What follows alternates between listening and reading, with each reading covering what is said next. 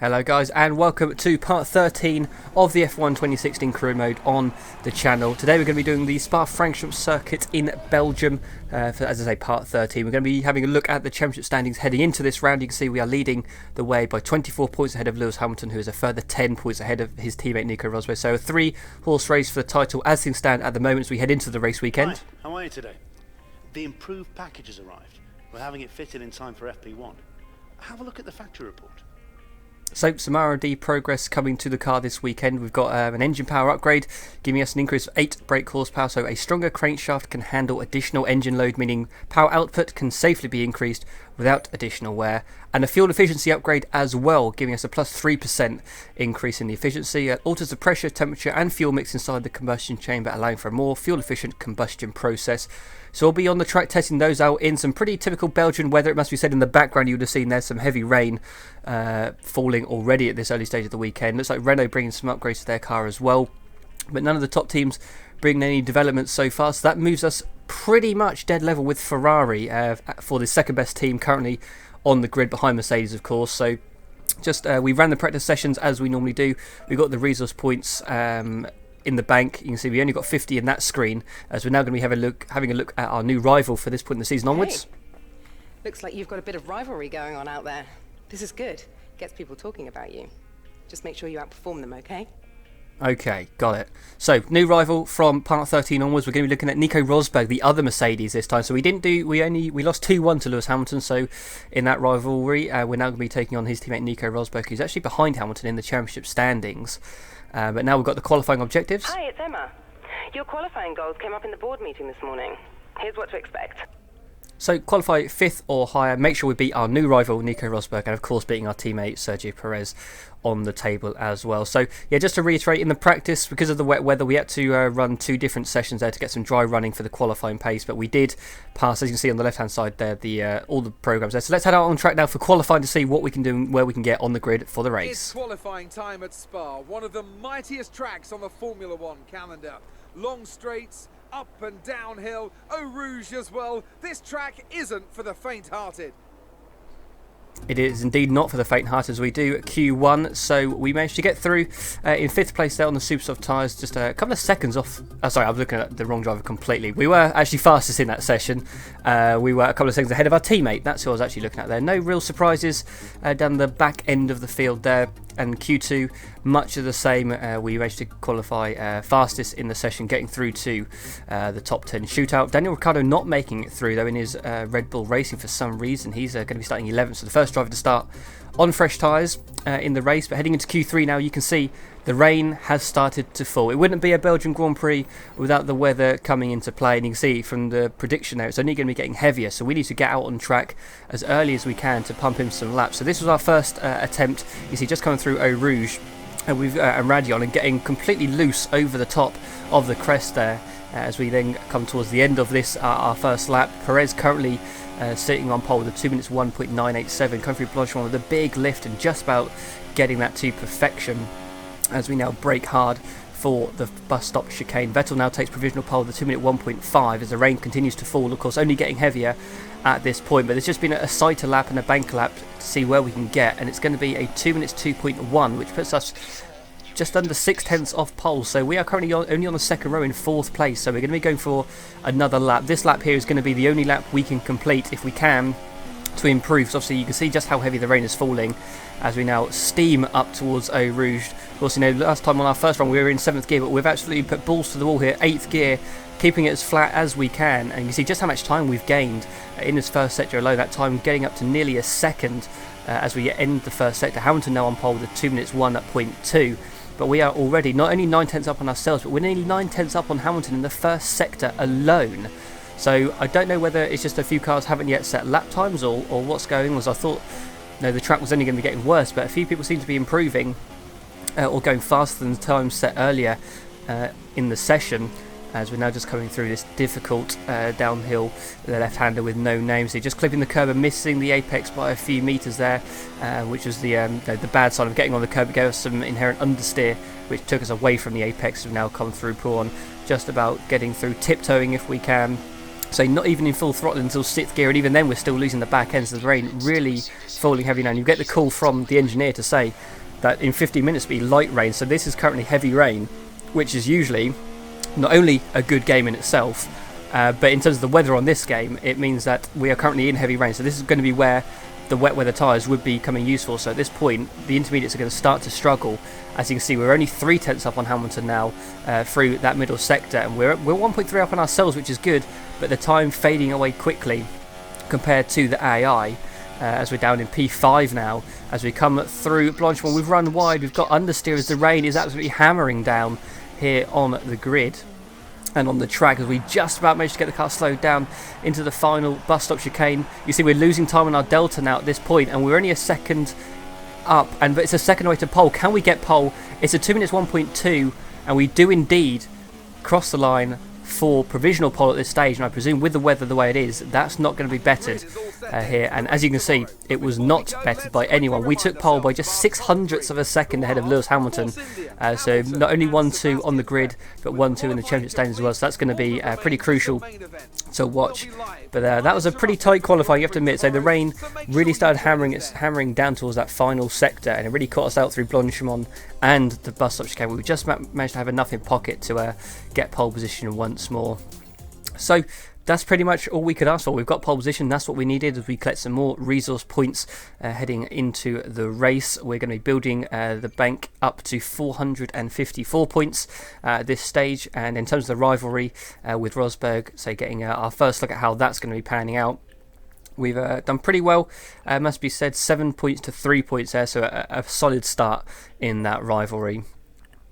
So we are in prime position, of course. We're now going to have a look at the race objectives from the team. Hi, guess who? I've seen the team's expectations for the race, so I thought I'd pass them on and wish you luck. Take care. Well, that is very thoughtful of you indeed, Emma, I must admit. I mean, finishing on the podium is what they want, finishing ahead of Rosberg is what we need, and finishing ahead of our teammates is also what's required. So let's head out onto the grid, see what we can do for the Belgium Grand Prix, as we're just going to have a look in the laptop, see if there's anything we need to take note of. But it doesn't look to be that way, so let's head out, see what's what. In the 48 races held at Spa between 1950 and 2015, the race winner has only started from pole position on 16 occasions. Qualifying yesterday may have set the order for today, but expect the unexpected here at the Belgian Grand Prix. As the saying goes, of course, anything can happen. And you know what? It usually does. Indeed, there's the strategy then. So it's looking like a 2-stop is favoured over the 3-stop here. So a very short pit lane and of course a very long lap. But of course, the first sector and third sector are dominated mainly by flat out sections. So you're only going to be really gaining a lot of time through the middle sector here. So we'll try and keep it to a 2-stop if we can. As the grid now just forming up on the grid. See Hamilton in second place, Vettel in third. Our teammate doing a solid job there in fourth place, as Rosberg is all the way down in 7th, our rival there from what I can see. So going to be crucial to get off to a good start. So we've got to be wary though, that slipstream is going to be massive as we make the run through Eau Rouge and up the, I think it's the Kemmel Straight towards the end of sector 1 on this first lap. So we have got good straight line speed in the Force India though, no doubt about that, so that's going to maybe save us a little bit. But now we just need to make sure we get the launch off the line as good as we can. So 5 red lights are now on. And it's lights out and away we go for part 13 of the career mode here at Spa-Francorchamps. It's a decent circuit. It's a decent start as we go into turn 1. Hamilton looking around the outside, but we've managed to cover him off, and we've still got the lead coming out of turn 1 as we make the run down to Eau Rouge for the first time. Of course, the car fat with fuel. We're going to try it full throttle if we can. Let's have a look. Does it stick? It just about does, really whipping the car from the left to the right there. At the top of Radion, but you see that's really paid dividends. Not only have we pulled away from Hamilton immensely at this first sector, but Perez actually up into third place, so he's jumped Vettel at the start. So we've got currently got Force India 1-3 with Hamilton sandwiched in the middle, so it's going to be interesting to see how that will develop as the race goes on. We're now looking at the end of lap 3. Looks like Hamilton is right on our coattails. Vettel's managed to get past Perez in these early few laps, but he's not really challenging at this stage, as we're actually looking to come into the pit lane already. Only 3 laps into this race, but the tyre wear is just so severe, and the temperatures, the weather, we've got light cloud, but it's very hot, and you can see from the tyre wear there we're coming up to 50%.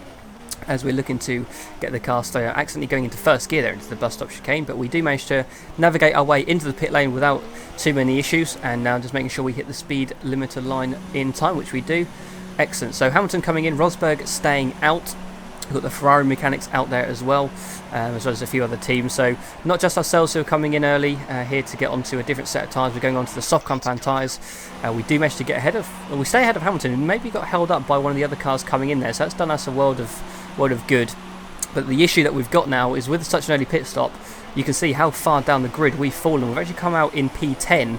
Thankfully, we're going to get out ahead of Rio Haryanto in the Manor, who's also started on the soft tyres, so he'll be going quite a bit longer. But a few of the cars up ahead are on the super soft tyres, so their tyres are going to be really coming towards the end of their life already. And you can see we're coming towards the end of the lap here, and just how much time we've gained, at least probably 2 or 3 seconds on NASA in just one sector pretty much there, as we're now going to be picking up the slipstream in this third sector on the run through to Blanchimont. We're going to get the move done even before we get to the Blanchimont corner, so here's the how good the straight line speed is on this Force India. As we're now up into P9, but a bit of a train of cars up ahead as we brake hard for the bus stop chicane and gaining a huge amount of time on the cars ahead. We've got Kvyat pulling into the pit lane, which breaks up the battle a little bit. We've got I believe a Haas ahead, and then between us and that are the 2 McLarens, Button leading Alonso. What this is going to do, obviously, as Button locks up into the first turn there, really backing Alonso up into us, and we're now going to have a supreme run on the run into Blanchimont. So Alonso, once again in his career, is going to be going side by side with another car through Eau Rouge as we steam up the outside and almost making contact with Button there. It was the speed difference between our car and the McLaren. We are so much faster in a straight line. So you can see just how much the straight line speed is on our side here in this race, as we're now just a couple of corners later right up behind Grosjean, who's on extremely worn super soft tyres, and we're going to actually be looking around the outside of him. We just about managed to get that to perfection, and we do hold it around the outside of him. Coming into the corner with no name, we make that one stick. Just losing the rear end slightly as we get on the power, because we're very eager at this point of the race to try and build as much of a gap as possible to Hamilton behind. Obviously, we pitted at the same time a few laps ago, and of course working our way through the traffic has really caused him some issues. The Alonso is the car behind, but he's still some 9 seconds behind us, as we're now looking forward ahead to Daniel Ricciardo, who's extremely slow in a straight line in that Red Bull, and with again this Mercedes engine on board, we take the lead on the exit of Blanchimont. At the end of lap 7, we are back into the lead of this Belgian Grand Prix, as we've got some yellow flags in the final sector, but nothing too much to worry, or maybe not. Esteban Gutierrez is out of the race, and it is that final sector where the yellow flags are, and he has stopped. So is that an engine failure, or what's happened there? Let's have a look. Teammates in the pits here, so Raikkonen's actually been disqualified. So Raikkonen for some reason now has been disqualified, so not even retired, he's actually been full on disqualified for something. So what's going on here? We've got, that is an almighty crash between our teammate Sergio Perez, and that's Gutierrez. That's the reason why he's out of the race, and that's also the reason why our teammate has come into the pit lane. And then Kimi Raikkonen has a right rear puncture coming towards the end of what was, I believe, lap 7 or lap 8. And he's, I mean, I don't know, what is he doing? He's just parked it on the apex of the bus stop chicane, and he's blocking the Red Bull of, I believe, Max Verstappen, that is. All the other cars making their way around the outside, no issues. But Raikkonen's decided he doesn't want to play any further part in this race, and he's really hampering Max Verstappen. I mean, that's one way of getting revenge. I mean, Christ.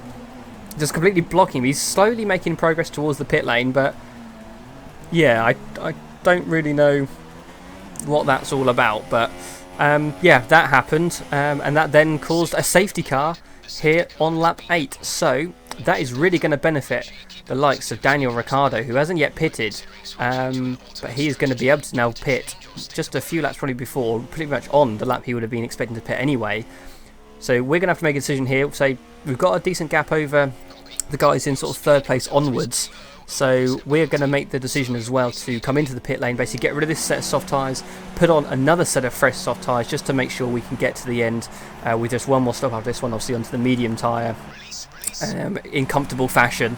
Essentially, as we don't want to be risking anything in terms of punches like Kimi Raikkonen. Strangely enough, Ricciardo actually staying out, so Ricciardo must have been coming towards his pit window, but for some reason hasn't decided to pit at the first opportunity. So we have come out in P2 as we now finish this first lap behind the safety car, and Ricciardo now decides to pit. So that is absolutely awful. I don't know what's going on there. Hamilton, was that Rosberg also pitting as well?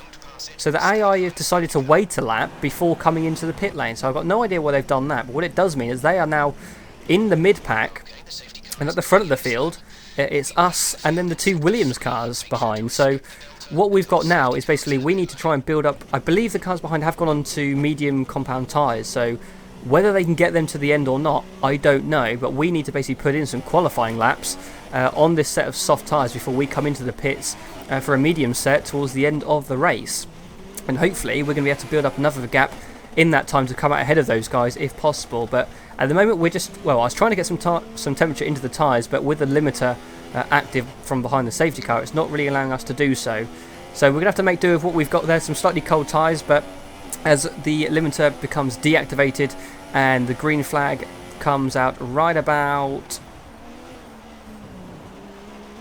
now, we can go racing well and truly, and we've got an absolutely monstrous restart coming off of that safety car start. There's another car coming into the pit lane. I have no idea what the AI think they're playing at, but it's not a good idea, that's for sure. So the engine is telling us about a strategy option available, which has come onto Supersofts on lap 16, which I am not particularly interested in the slightest here. But we need to try and get in as many qualifying laps as we can on this set of tyres. Hamilton is on the medium tyre and he's in 3rd place. So over the course of the next 4 laps or so, we put in some really good lap times. You can see the gap that we've got to Hamilton. There, he is the car that's come through Blanchefont now coming into the bus stop chicane. So we've got plenty of fuel on board as well from being behind the safety car. So we're in a very good position here to try and get these medium tyres on the car and then use that fuel and the extra grip available from a fresh set of mediums compared to Hamilton. And to an extent Rosberg as well, as it looks like Rosberg will be passing us whilst we're in the pit lane as well. He does indeed. So on lap 17, with just 6 laps to go, then we've got a Mercedes 1-2 as there goes Rosberg out of turn 1 on the run down to Eau Rouge. So those 2 cars stand between us and the top step of the podium at this stage. And you see within a lap or 2, we managed to get onto the back of Rosberg. And there's a car coming to the pit lane. That's actually Hamilton. Hamilton is in the pit lane with just 4 laps to go. So for some reason, the Mercedes team have decided that they can't get to the end on the medium compound that they were on after having pitted so early, I believe probably behind the safety car. Rosberg is staying out though, so Hamilton's gone onto the Supersofts, which does make sense there of course. But we're now behind Rosberg on the run up through Eau Rouge on lap 19 of 22, and we flick out from that slipstream just at the top of Radion, just managed to avoid contact there. We make the move stick, and now with DRS we can quite happily pull away from him into the braking zone as we actually go purple through the first sector, as you probably expect with a rich mixture, DRS and slipstream as well, all in order. So the race is now going to be how fast is Hamilton on the Supersoft tyre. I don't imagine it's going to be fast enough to really close in on us, as we've now got another safety car for some reason. I don't know, we've not lost anybody, we're still at 19 runners, which is where we were at before, but we are now making the decision to come into the pit lane to put on a set of Supersoft tyres to go to the end of the race. So there's not a chance, we couldn't afford to stay out and go to the end, because then that would mean the likes of Rosberg and Hamilton will be behind us on the Supersoft tyre, which is going to be the best part of, I don't know, maybe 1.5 to 2 seconds quicker per lap. So we had to come in, we had to make that stop. But thankfully for us, because of the safety car's speed limit and the delta that Hamilton's had to stick to whilst he's been out on track while me and Rosberg were in the pit lane, we have managed to stay ahead of him. So Hamilton is actually down to 3rd as we now close up behind the safety car. So that's now coming in at the end of that lap. So a very short turnaround time. So we're going to have basically 2 green flag laps to the end of this race. Everybody pretty much on brand new Supersoft tyres. The whole grid hasn't formed up behind the safety car, so it's interesting for us, but we don't really have to care about that. We just need to make sure we nail this restart as best we can to get as much of a gap on the 2 Mercedes cars as possible for the green flag laps to the end. So exiting the bus stop chicane then to start the penultimate lap. Danny Kvyat now out of the race under the safety car restart. He's stopped by the looks of things just before the bus stop chicane there, so I presume that's an engine failure for him, which the AI seem to suffer from quite a lot. But for us, we're out of turn 1 in an orderly fashion, and there was absolutely no trouble from the Mercedes cars. We had more than enough pace in hand, and we have been on fire this whole weekend, come rain or shine, and we are going to cross the line at the end of lap 22 to take another victory this season and extend our lead in the championship standings.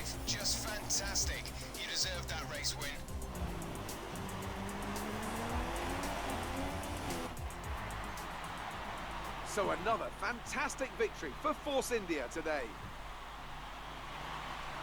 Tell me, Ant, what was the key to this success? Well, the safety car completely changed the race, didn't it? It's hard to say exactly what would have happened without it, but there's no question that they came out of that situation in a good position. I can see them on their way out to the podium now. Force India have really come a long, long way in this sport. And what a special race this was, to see them earn that top spot. So there we are, atop the top step of the podium once again this season. It really was a challenging race, so 2 safety cars having to make some strategy decisions on the fly. But as I'm sure you guys know, we are a strategic guy, as the quote once said. So we've managed to beat the Mercedes here. As I said, we've extended our championship lead again this round of the championship as we look at the final race results. We're completing the race on the 4th stop. Who would have thought? But say it was enough to bring home the win there. So any standout performances there? We've got Perez dropping to 7th, unfortunately, Button up to 8th, then Verstappen coming out in 10th. It's time to see how this result affects the Drivers' Championship. A strong race then for our championship leader. That's extended their advantage at the top of the standings. Moving on to the driver of the day then. Anthony Davidson, who would you go for? It's a tough one, Crofty, but on balance, I think I'd go for Nico Rosberg. Quality stuff from start to finish. And now let's take a look at the constructors' standings. Mercedes have extended their lead at the top of the standings. There'll be plenty more twists and turns to come this season. I hope you can join us at the next race to see just who will come out on top. So that was part 13 of the career mode for F1 2016 on the channel. So just picking up the final few resource points available to us to see if there's anything we can put into upgrades going ahead into the next race, which will be Monza. One of the favourite tracks of mine, just for the sheer straight line speed and sort of exhilaration of watching the cars travelling at well in excess of 200 miles an hour. As we're actually dominating Rosberg already at this point of the rivalry, which is good for us. As you've got a beautiful backdrop there looking through Eau Rouge here, and you can see I'm just going to leave you with the championship standings at the very end. You see just nothing that we're going to be looking at as I can see in regards to using the resource points. We're probably going to be going for some chassis weight upgrades when we have enough points available. We might get that towards the end of the Monza weekend. But for now, this has been it for part 13 of the career mode. I hope you guys have enjoyed that. There's the championship standings heading into the next part, which will be coming out very soon. Thank you guys for watching and hope to see you next time out. But for now, it's goodbye.